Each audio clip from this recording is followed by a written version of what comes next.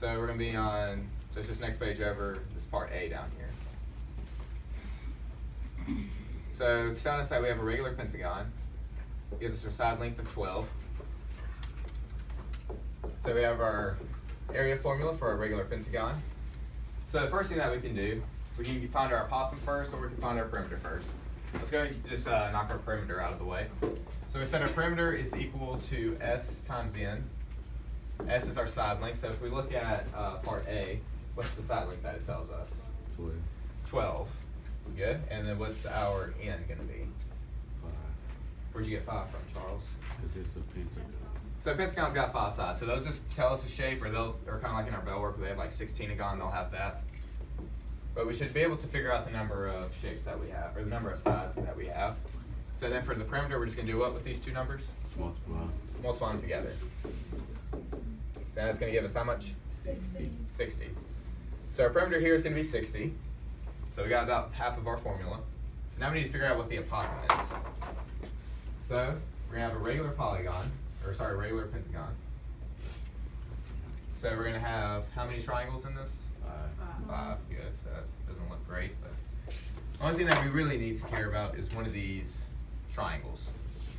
So if we're draw this a little bigger where we can see it. Let's fill in what we know about this triangle. The side lengths are 12. So where's that going to go? Is that going to be on the sides here or on the base? It's going to be the base. That's going to be our 12. So we have 12 here, 12 here, 12 here, 12 here, 12 here. So we can see that's all going to be the base. When we drop this apothem, what's it going to do to that 12? It's going to split it to 6 by and 6. 6. It's going to split it to 6 and 6. And then Charles, what's our word for that again? Bisect. So it's going to bisect our base right there. So now we have 6 and 6. We still need to figure out what this apothem is. So what are we missing to figure out what that apothem The is? height. That is the height. So there's one part that we're missing. Could we figure out the hypotenuse? Have we done anything that would lead us to the hypotenuse? Yeah. It's one part that we're missing on this. The angles, yes. So specifically, what kind of angle? 90. Not right angles. What kind of angles? If we're looking at this pentagon, what kind of angles do we need? Starts with a C. Center. Central angles. So that's our little circle that we have drawn right here. So that's why we end up using that. 360. So we're going to have to take our 360. And what do we divide it by again? 5. The number of sides, which would be n. So in this case, it's going to be how much? 5. So 360 divided by 5, that's going to be how much? 72. So at 72 degrees, it's going to tell us that each of these triangles, its top angle, if you want to look at it like that, is going to be 72 degrees. So 72 here, here, here, and here.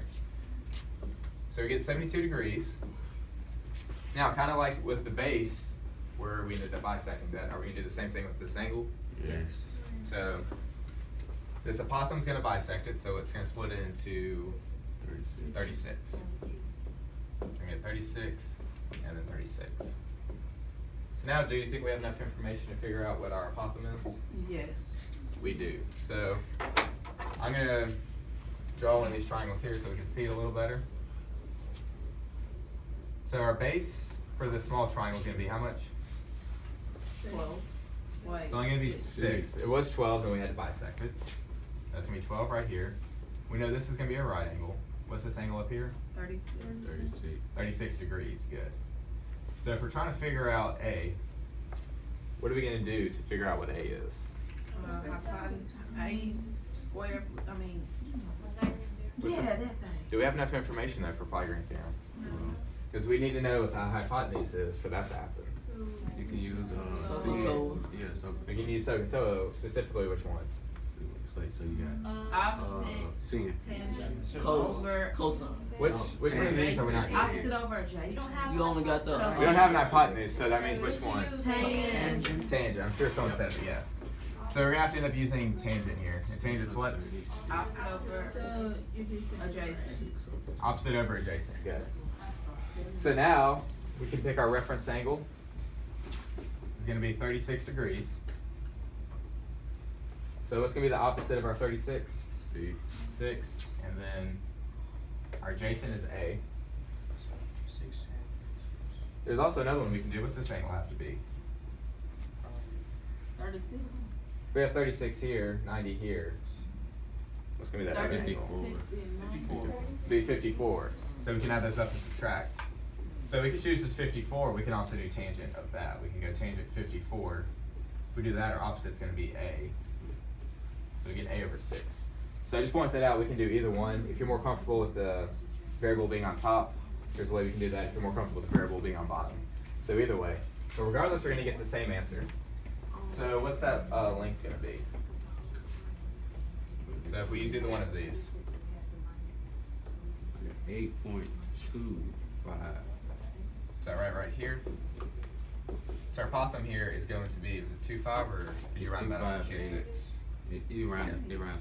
Rounds up to 2.6. So you can use either one of these tangents. So we can go 6 divided by tan 36, because remember we just switch these two. And we're gonna get this 8.26. Or we can just multiply this side by 6. 6 times tan 54. We'll get the same answer regardless. So rounded it right here.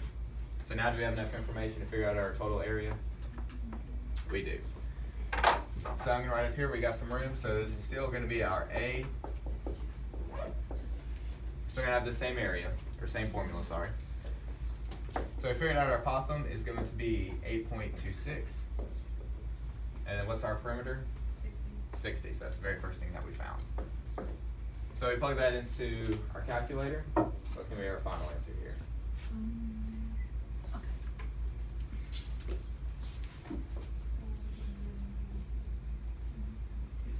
Two, 47. 247, what's our decimal on that? 0.8. What's gonna be our units here? Meter squared, why is it squared? Because this is Area. the Because it's area. Remember, anytime you deal with area, our meter's gonna be squared. So, that's kind of a lot of work, but any questions on this? Alright. On the worksheet, they'll give us both